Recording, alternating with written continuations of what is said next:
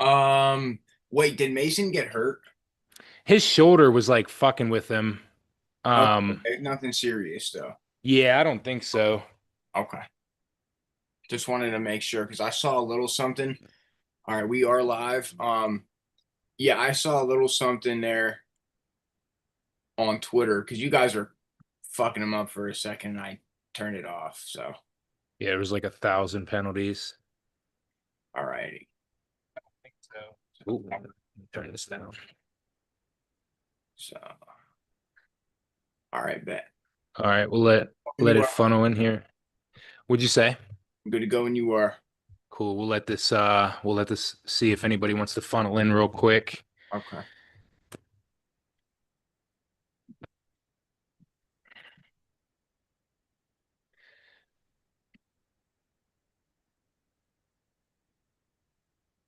How about Billy Napier, huh? He's gone.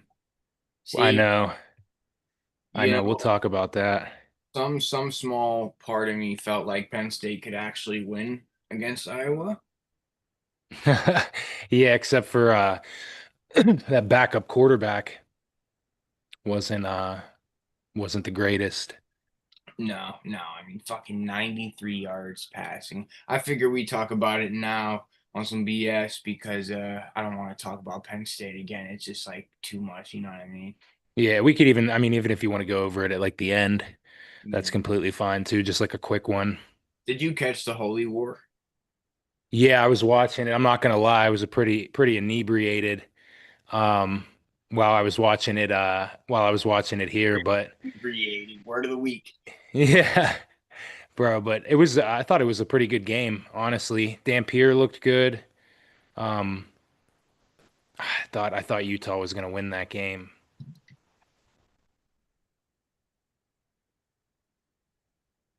I mean they dominated them in total yards.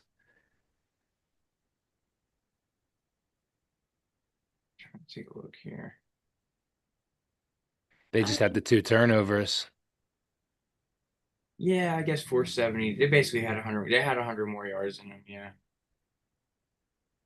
those two All turnovers. right. Yeah.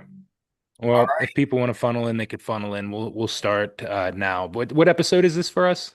20. Yes, almost 21. How about that? It's crazy. Should I give it a little intro for the Yeah, show? Like if we're cutting it up? little intro. Bet. All right. Three, two, one. All right, everybody. Welcome back to another episode of Sports with Skiz, episode 20, another quick milestone.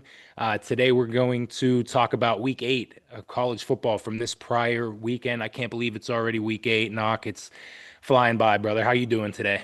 Man, dude, I'm good. I'm good. It's Tuesday. We got some football tonight, don't we? Yeah, we do. Yeah, we got some Kennesaw State football. action, some Western Kentucky action, so Yeah. fuck yeah. Yep. Yeah, I'll be tuned in. I'm not a big NBA guy like yourself, so I probably won't be watching any of those games tipping off tonight, especially with Brown being hurt.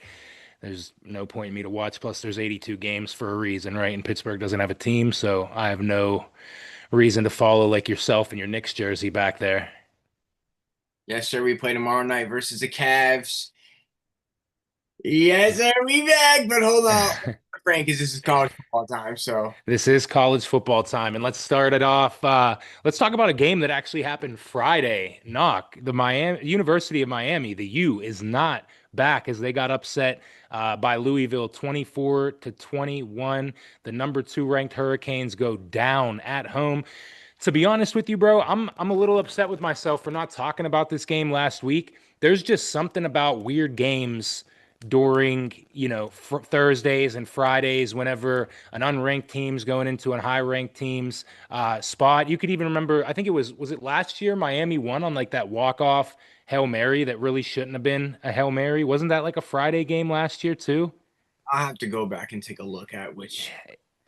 But the whole time, bro, I was feeling like Louisville could, potentially pull up this upset if their offense took care of the ball and if their defense showed up. And holy shit, did their defense show up? Carson Beck looked juvenile. He had 4 interceptions on the night, no touchdowns. He just looked lost. And worst of all, he kind of threw.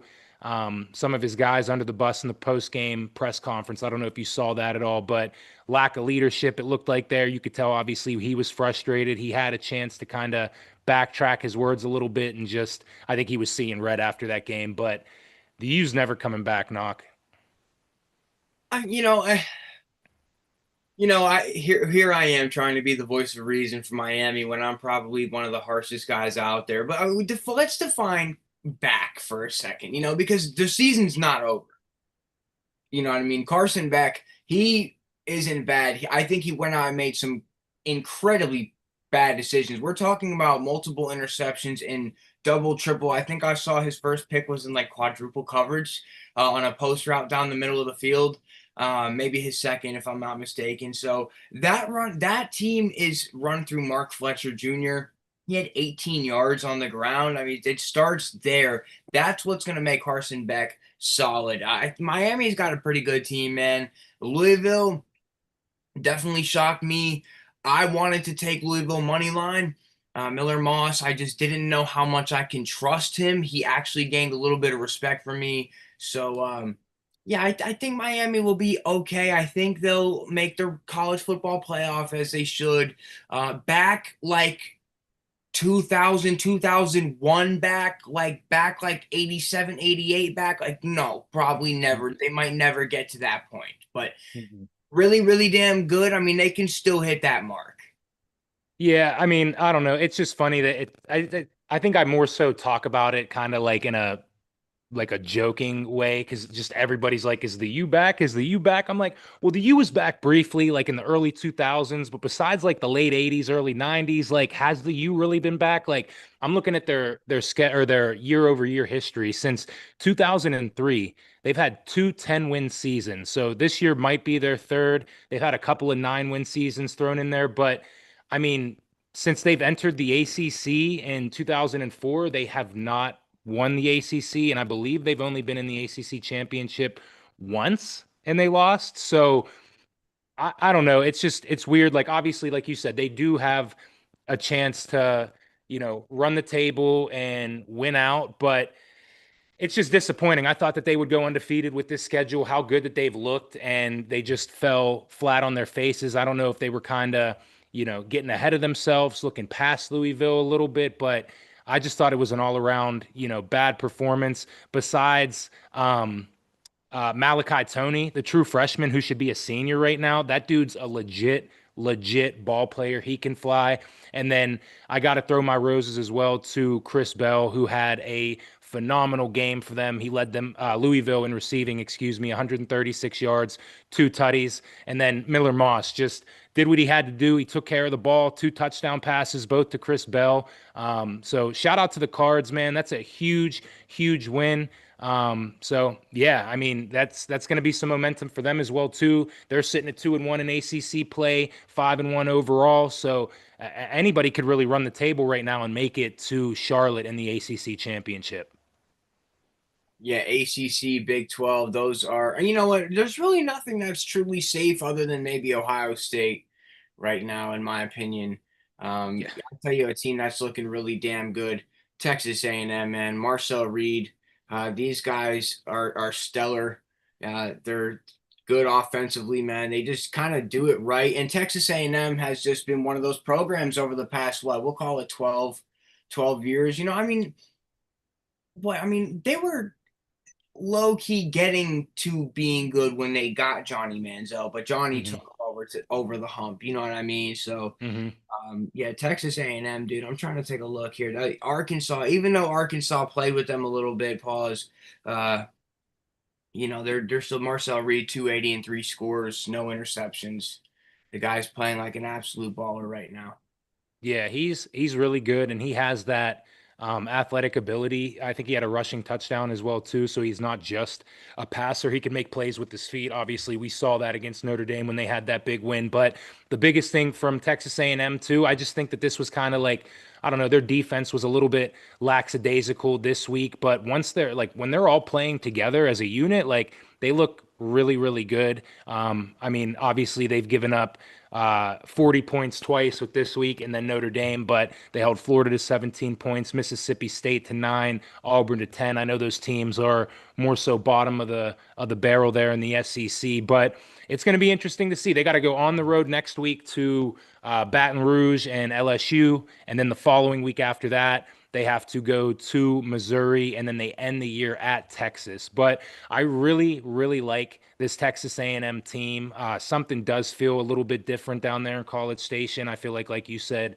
there's been years past, probably over the last 5, 10 years, that they've had high expectations, and we've seen it with Jimbo Fisher, where they just did not execute. They were bringing in a top 5 recruiting class every year, and they would still somehow finish with 4 to 6 losses, which didn't make any sense. But, they got money down there. They're spending it on their roster, and, you could see it paying dividends. So, yeah, shout out to them. I know Arkansas. Hey, I guess at least you're fighting a little bit. They scored a touchdown in garbage time to make it a little bit closer than what it was. But I don't know. Arkansas season's basically chalked right now. It's done. Yeah. I don't know what the hell's going down there in Fayetteville, but we shall see. Moving on to another team that I'm super, super impressed with, and it just feels like each week they just like continue to show that week 1 against Florida State was a fluke. And I'm talking about the Alabama Crimson Tide beating Tennessee 37-20. They really did not have to stress much in this game. Although they ran the ball for 120 yards, they couldn't really get, the run game established too much. Jeremy Bernard had 4 rushes for 49 yards. He was their leading rusher, but man, Ty Simpson, he looks really, really good. Finished the game 19-29, 253 yards, 2 touchdowns. Ryan Williams continues to, play at the level that we were wanting to see earlier in the season. I know he faced a little bit of injuries and stuff like that, but Crimson Tide, man, they're looking tough. They look really, really good. Their defense is playing, pretty good football as well too. I don't know why I was about to say baseball. I guess watching Game 7 last night, but yeah, man, shout out to the Crimson Tide. They just continue to show their fans, hey, week 1, let's slow the roll. Talking about firing Caleb DeBoer, myself included. Let's slow your roll. We got his back. He got ours. Yeah, speaking of week 1, Alabama took that loss to Florida State.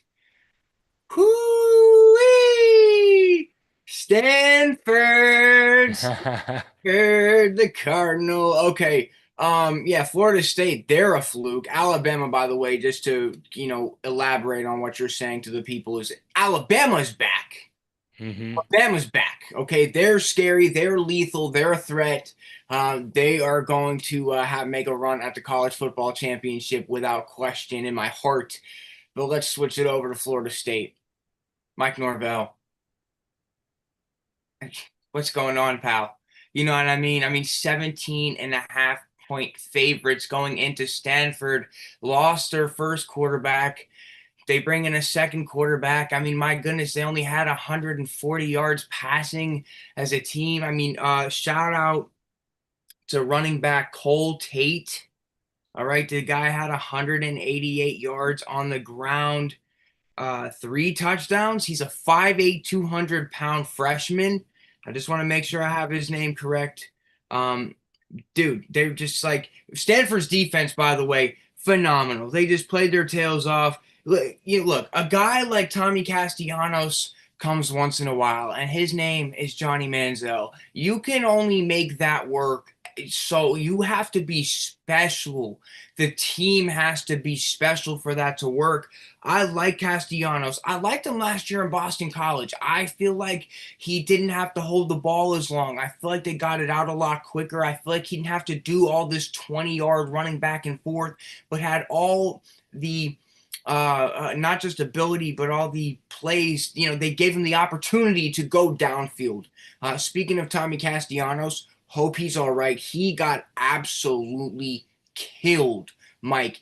I Yeah, thought he he got rocked. low key. You don't want to be funny about this type of shit. I thought he was dead. Like the way he just hit the ground and then just got up and like he was just full, just dead weight on the ground. So I hope he's all right, man. He is a good ball player. You hate to see what's going on there down in Florida State. Where do they play in Florida State? That's not Tallahassee. Tallahassee.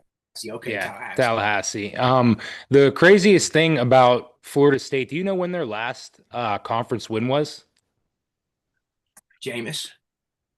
No, it feels like it, but it was actually a year and a month ago today on this date. They actually beat California September 21st, 2024 by the score of 14-9. So that was their last ACC conference win. It's been over a calendar year since then. Mike Norvell, holy shit, is your seat burning fucking hot? I would not want to be there. Funny enough, his brother just got fired over at Colorado State. I do believe they're brothers. I kind of think that I, Rightfully I so. just They suck. I just like I have no clue what you do. It's crazy to start the year 3-0 and then you lose four straight, especially after a huge win against Alabama. Yeah, I see Tyler's in here talking about Malachi Danzy. Yeah, he My played guy. really well. 3 receptions, 106 yards. He's having a really good season. Him and Deuce Robinson, those guys are like the only dudes on offense that I'm like, okay, like they're the reason why you tune in to watch Florida State. Obviously, Tommy Castellanos as well too. But again, prayers to him. I know that there was a little bit of controversy at the end where they rolled that Florida State didn't score a touchdown to tie it. Um, just I don't really know. I mean, you shouldn't even be in a ball game with the Stanford Cardinal. I get that they got that huge donation from a football player, Andrew Luck, but it doesn't go into play this season. So maybe that they saw that they got the 50 million and they're like, oh shit, maybe we could get a little piece of that next year and we'll try to show out. But yeah, Florida State is a lost cause right now. I do think. I don't know. I could see Norvell being gone if they continue to, lose these games and not really show up to play. I get it. You're playing in the West Coast. You're playing late at night, but I don't know. Something's got to give. You got to wake up for those games. Another really good game that happened during the daytime, but the Georgia Bulldogs survived and advanced against the Ole Miss Rebels. This game was so fun to watch.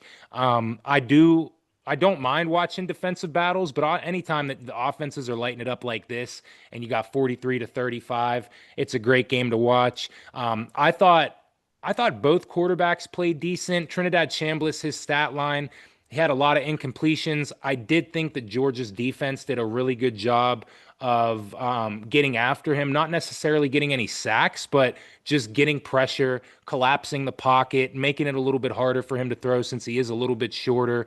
But Gunnar Stockton showed up in a big way, 289 yards, 4 touchdowns. He was lighting that Ole Miss defense on fire. And yeah, Georgia gets a big win at home. The atmosphere was rocking. I loved watching this game. Yeah, I caught the first half of this game.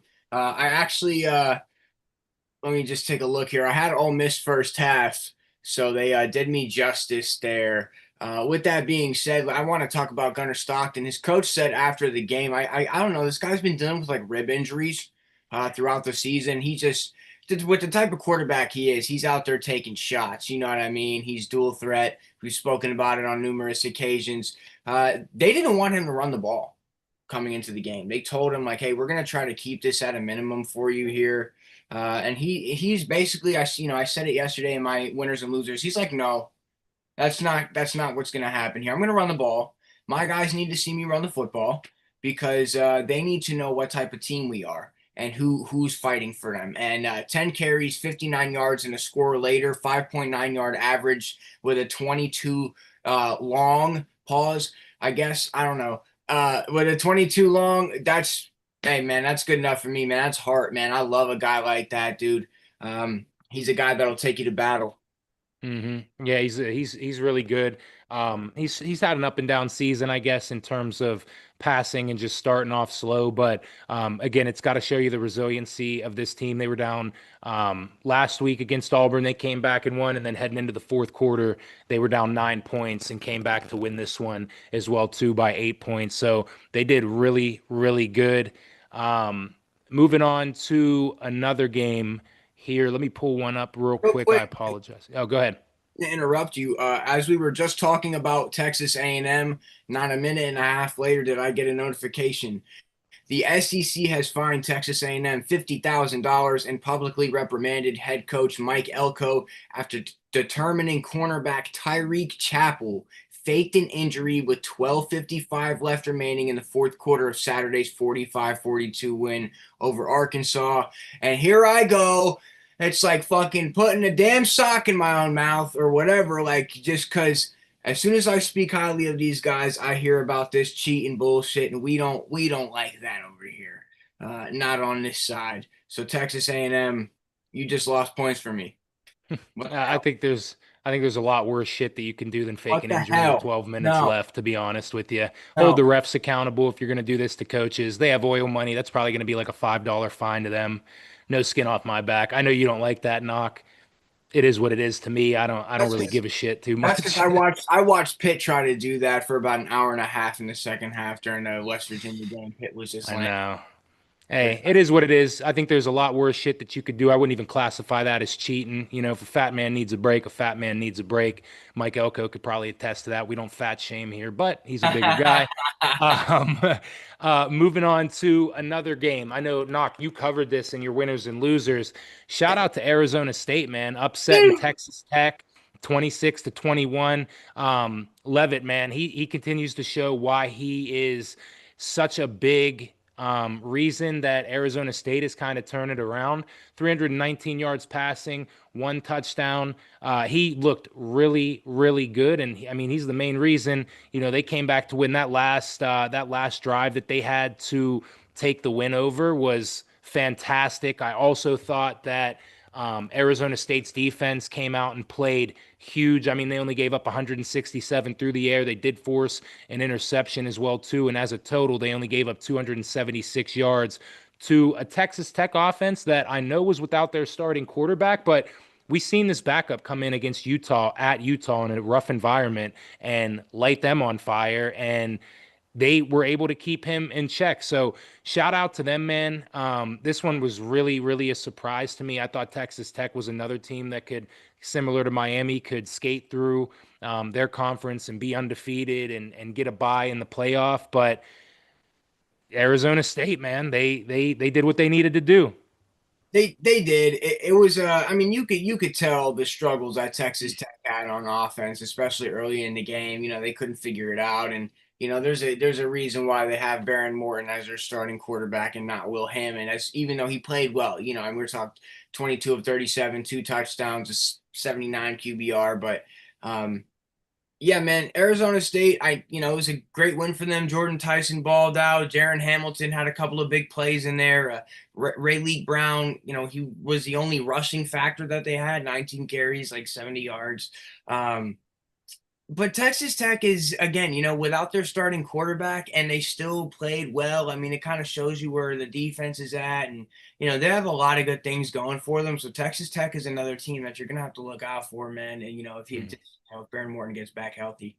Yeah, their defense is legit. That's why I was kind of surprised that they gave up that drive late in the fourth quarter to let Arizona State take the lead. But shout out to Jacob Rodriguez, 12 tackles, 7 solo. He had a tackle for loss and a pass deflection. I'm a big fan of him on Texas Tech. And also shout out to Jordan Tyson, like you said, that dude's going to be. I could see him being a first round pick in the NFL draft. I think he could be, one of those guys that goes into the NFL and is next, really good wide receiver, 6'2", 200 pounds. He has the size. And I feel like week in and week out, he's Levitt's favorite target to go to. And, he kind of shows you why. Jumping over to another ranked matchup, man, ain't the same Vandy that we're used to. Ain't the same Vandy that we're used to that we grew up on. Vanderbilt beats LSU. I almost said upset, but they were the favorite in this game, 31 to 24. The resiliency that they continued to show. They got after Garrett Nussmeier, excuse me, early and often. They only had 2 sacks, but Knock, I don't know if you were watching this game, man. They were beating the living shit out of him, just hitting him damn near every pass. He was limping after every throw, getting it off the ground. His lineman picking him up.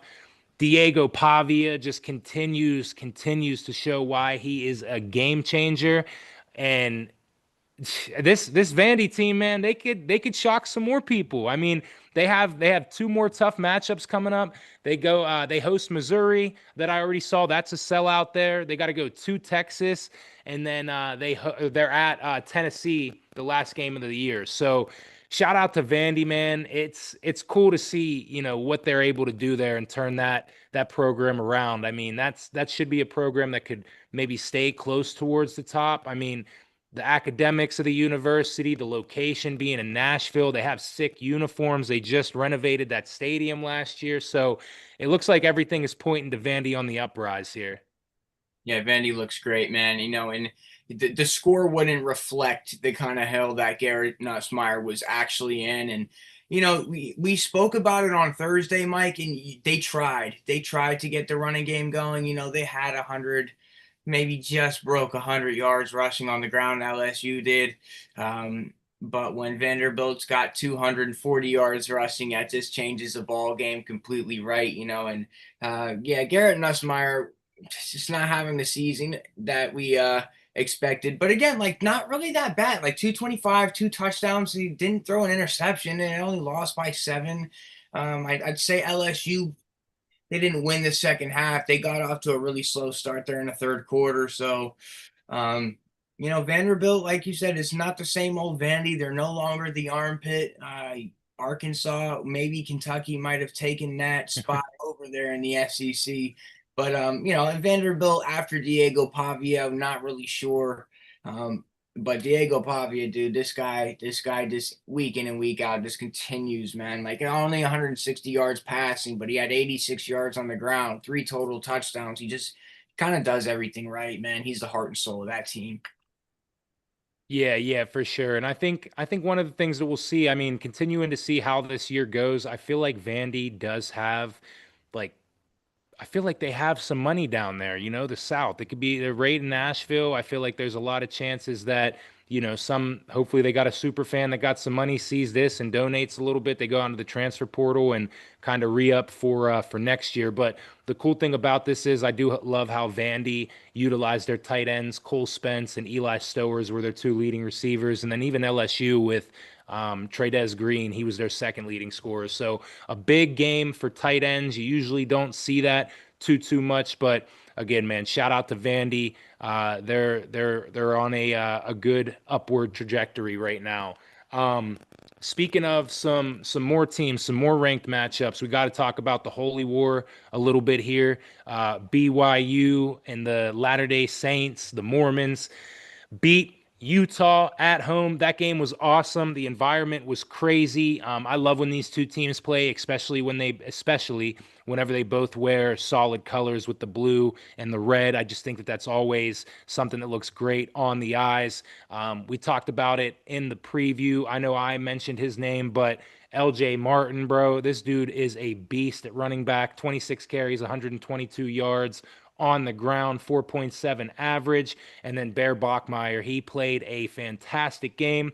Similar to Diego Pavia, didn't really have to do too much through the air, 13 to 22, 166 yards, 1 touchdown, but did have 11 carries for 64 yards and a tutty as well, too.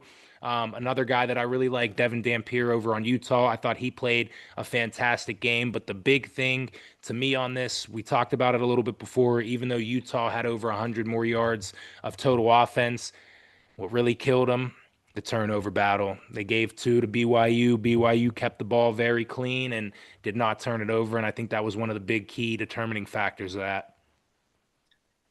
Boy, I tell you what, I just will never agree with you on this. And there's going to be some little kid that's going to play quarterback here in about 8 to 10 years, and he's going to wear number 47. And Bear Bachmeier just makes it look so damn cool. Again, like his numbers are, yes, it does. You can shake your head no all you want, bro. It's different. It's cool. It's Different isn't always good, bro. Different is not always not good. That's bad. something It this ain't always that's bad either, brother. that's that's something this culture is losing. It Bro, looks disgusting.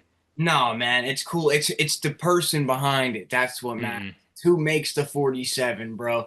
And yeah, his name, bro, Bear's just so solid, bro. 105 QBR. Completion percentage wasn't the greatest, but when you're just running the ball like that, when it's a dual threat with a running back like LJ Martin, they're gonna go do their thing. Again, I've spoken on BYU on numerous occasions for one point. They're just so well coached. They just Hmm. do it right. They just do it right. And shout out Utah, they're a good ball club. You know what I mean? But BYU 7-0, man, and it's every year. I think BYU beat them last year too in a tight ball game. What was it, a 1 point game or something like that? I think it was pretty close. They usually play each other really close. 22-21, they beat them last year. So Utah wasn't great last season. They had dealt with their injuries, but BYU right now they've got their number as of late. Yeah. So For sure, for sure. Another ranked matchup that we'll talk about here quickly as well too is Notre Dame. I think we both called this one. They beat the Men of Troy and the USC Trojans 34-24.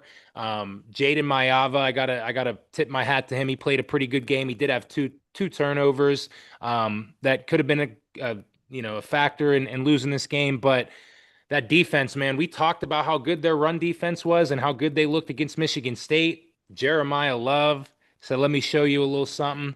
24 carries, 228 yards, one touchdown, along a 63. He's a beast. Notre Dame is finally feeding him the rock. The first couple of weeks, I didn't know what the hell was going on. It was like that they were kind of just ignoring him and trying to get too many people in the game plan with running the ball. Just give it to number what is Jared? Oh, yeah, give it to number 4 and just let him tote the rock. That's all you really need to do here.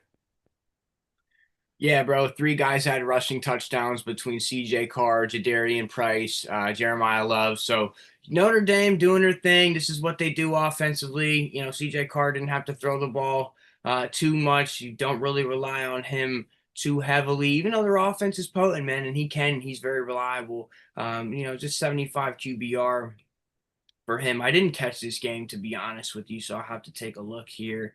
Mayava, 22 of 42. He makes big plays happen. I mean, for a Hmm. 52% completion percentage, for him to have, 330 yards through the air, dude. Yeah.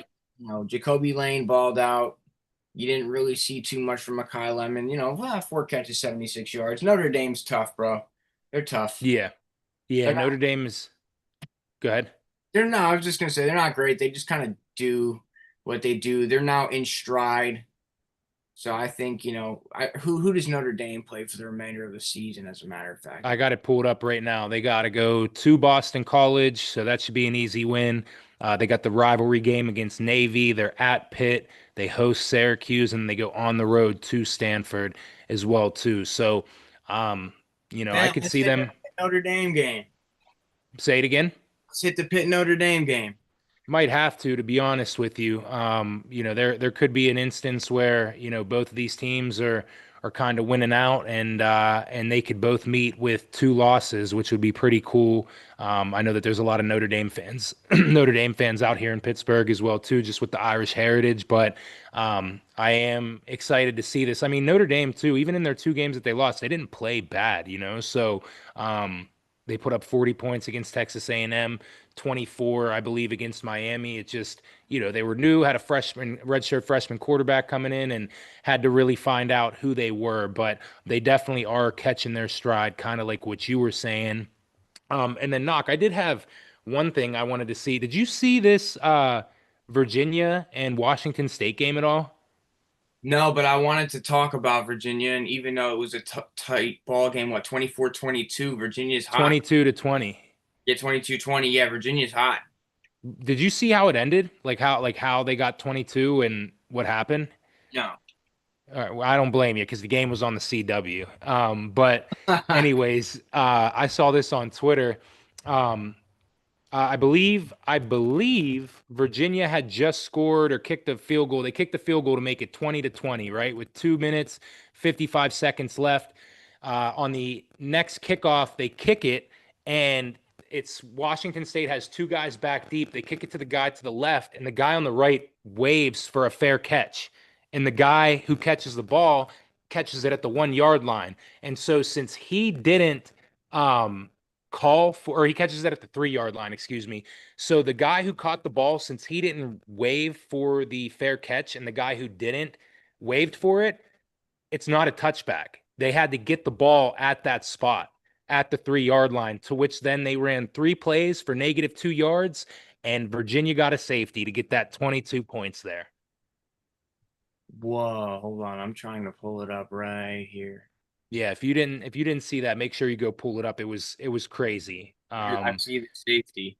I didn't see, but Yeah. it's not showing the play before it. If you search like Washington State fair catch, it'll probably pop up. I saw that and my jaw dropped, especially because I didn't know that that was a thing, but it makes sense.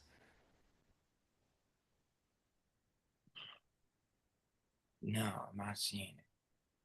Well, I'll I'll find send it. it to I'll you. find Yeah, I was gonna say I'll send it to you. We can maybe put it in here, but if you didn't see that, please go take a look at that. It's crazy. But yeah, shout out to UVA 6-1, 5-0 in the ACC right now. They're looking like they might make it to Charlotte. You never know. They got to go to North Carolina.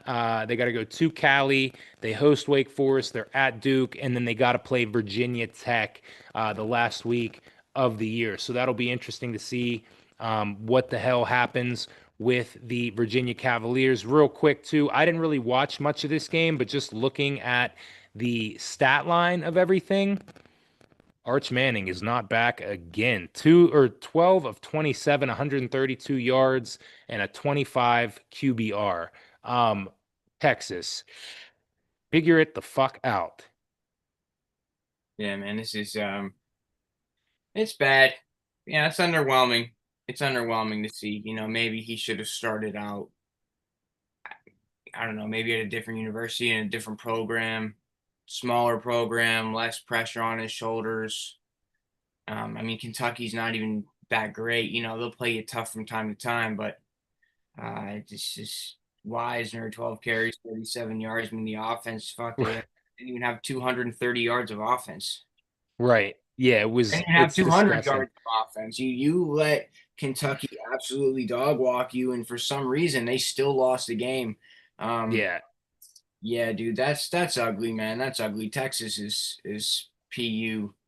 Yeah, Um, and I think Steve Sarkisian basically said he's not giving up the play calling because that's what made him who he is and got him to where he's at. But switch something the hell up, bro. Everybody was looking at you as like a tactical genius with your play callings and the stuff that you scheme up. But looking at this, it stinks out loud. Texas had 178 total yards to Kentucky's 395.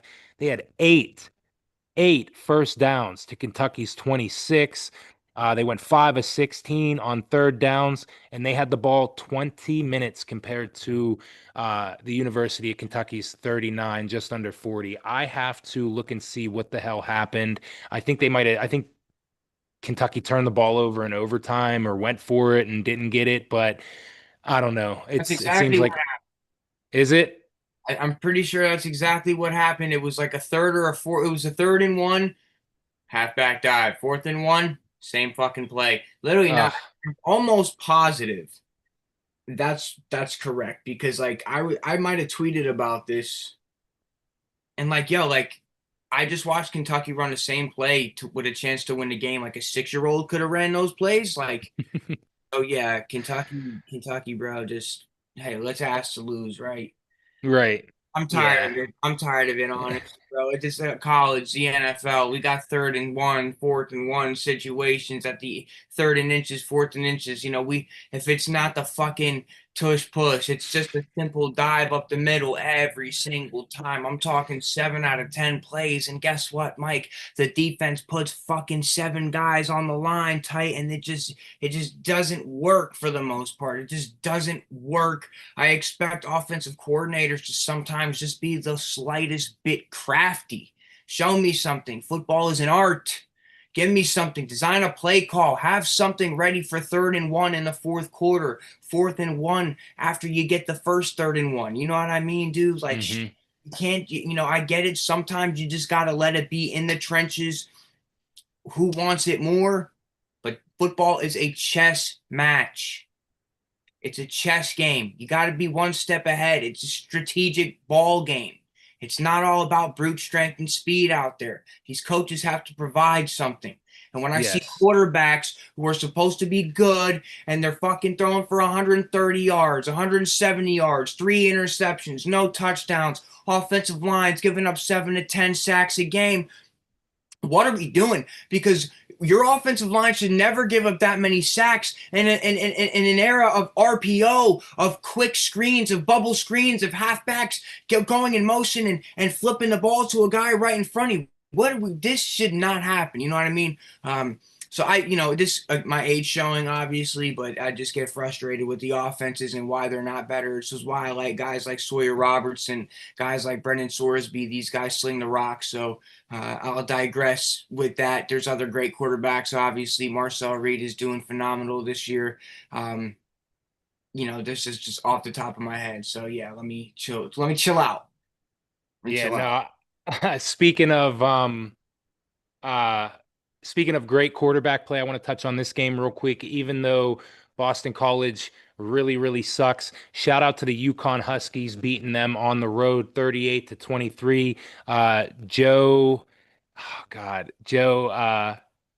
know his name. Fagnano had a great, great game. 23-31, 362 yards, 4 touchdowns. That was a guy that was slinging the rock. Fun fact, this was UConn's first road victory over a power conference opponent since 2012 when they beat Maryland and Louisville. So it's been 13 miserable years for them playing power conferences on the road. So shout out to the Yukon Huskies. They sit at 5-2. Yeah, I don't really know. I was going to say something about conference play, but I forgot that they are not in a conference right now. They're an independent. Independent. Over the last year and a half, I can't lie, my boy Joey Fag has been killing it. 23 of 31, 362, 4 touchdowns. He has. The dude's a stud, man. Good ball player. Go watch him play a couple of times, man. He I gets have. done. No, not you. I'm talking to the general crowd. 6 carries, 25 yards, and a touchdown on the ground too. So UConn's 5-2, man.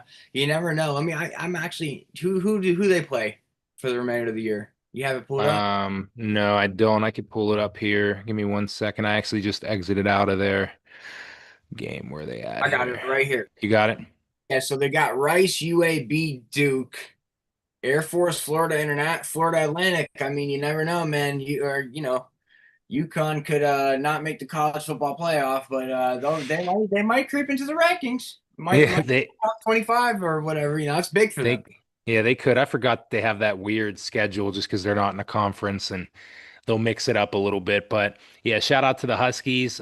Big shout out to the University of Florida's fan base. Billy Napier is no longer your football coach. Thank God. I know you guys are happy. We talked about it before.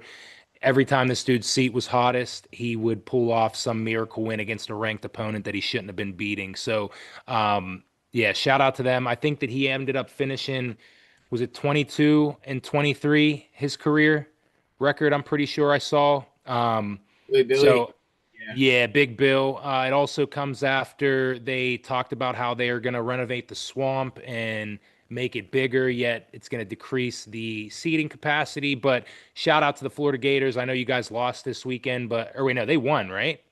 They did on some their Yeah, deep they won. where Armin got an interception at the end of the game. Yeah, they beat Mississippi State 23-21. To be honest with you, was not paying attention to that game. I won't lie to you. Just not one that was on my radar. Shout out to UCLA as well too. Another win for them, beating Maryland 20-17. That's 3 straight wins. Nico looked okay. He had 2 picks, but he looks like he might be coming into a little bit of a stride there with the new OC, new coach giving him a little bit of confidence. Anything from that game at all, Knock? I'm sorry, which game I was taking a look at? UCLA. No, you know what's crazy, bro? I had no idea that Neuheisel wasn't the interim head Oh, coach. really? I had no idea. And I'm watching the game. I'm like, why do they keep showing this guy? Like, why do they keep showing what's his name? Tony Smothers? I think it is. Hold on. Let me see. UCLA interim coach. Tim Skipper. Tim Skipper, I'm sorry. Yeah. Yeah, they kept showing Tim Skipper. I'm like, huh, that's not the guy I saw, UCLA hoisting over their shoulders. So, yeah, shout out Tim Skipper, man. He's got them in the right direction. Yeah, shout out to him. This isn't the first time he's been the interim head coach. He was actually the interim head coach. Well, he was the acting head coach at Fresno State in 2023, and then the interim in 2024. So I guess he's kind of used to this. He went 1-0 in 2023, and then 6-7 in 2024 at Fresno State before jumping over to UCLA. Quick and kind of sad shout out, but shout out to the Oregon State Beavers. Even though it was their eighth game of the season, they finally picked up a win, although it did come at the hands of a non-FBS member in Lafayette, the school that's actually here in Pennsylvania in the Patriot League. So they beat them 45-13. They ran the shit out of the ball. They had 42 carries, 365 yards, excuse me, five tutties. Anthony Hankerson, 25 carries, 204 yards, and four tutties. So shout out to the Beavers. Yeah, they flipped the script. Believe it or not, I actually took Lafayette first half money line. It was at like plus 200 something, and they won. Yeah, I saw They that. won outright. So like I thought, I'm sitting there like, yo, they might mess around and beat these guys. No, Oregon State had to show them for them. I'm like, listen, we're still in FBS. You know what I'm saying? So Yeah, yeah, for still in the sure. Pac-12, even though there's just two of us. I got one special shout out here. I talked about it on my winners and losers, but shout out to Monty Quinn, running back from Division III Curry College. This dude had 20 carries, 522 yards, and seven touchdowns this weekend. Crazy, crazy stat line. He actually broke the NCAA rushing record across all divisions. So shout out to him, man. That's just there's a lot of guys who go unnoticed Division III, and regardless of the competition, if you're a baller, you're going to get that recognition. You're going to show out, and he did that this weekend. So shout out to him. Yeah, shout out to him. He went absolutely crazy. I saw that stat line. I'm like, holy hell. Um, I got nothing else to say after that, bro. That's performance of the week. Oh, UAB's receiver, Iverson Hooks, big massive upset over Memphis. Hmm 11 catches, buck 70, three touchdowns. So shout out my guy Iverson. Yeah, shout out to them. That was a big upset. Memphis was minus 23 and a half going into that game. So they were huge, huge favorites. I know they have a sick trophy for that game just because the Memphis Tigers and the UAB Blazers, I guess it's like fossil teeth essentially. So it's pretty cool there. But shout out to the UAB Blazers, first game since they fired Trent Dilfer and they pull out a victory there. So Happy they have a not real coach. yeah, honestly, not taking pictures of the crowd. So anything else that you want to talk about? No, no, I'm all good. I'm ready for basketball tonight. I think I'm gearing up for some of that. We're gonna watch a little bit of Kennesaw State, who has been pretty solid this season. So yeah, no, we'll leave it at that. We'll drop some videos this week for you guys, some content every day, and then we'll get ready for Thursday and we'll get ready for the games on Saturday. Hell yeah, sounds good, brother. Well, enjoy the NBA tonight. Enjoy some of college football as well, too. I know I'll be watching a little bit. Thank you for everybody who tuned in. We really do appreciate it. Continue to follow us on all of our socials. Comment on anything that you want to hear as well, too. And yeah, we'll talk to you guys again soon. Appreciate it. All right, sick. So let's just see here.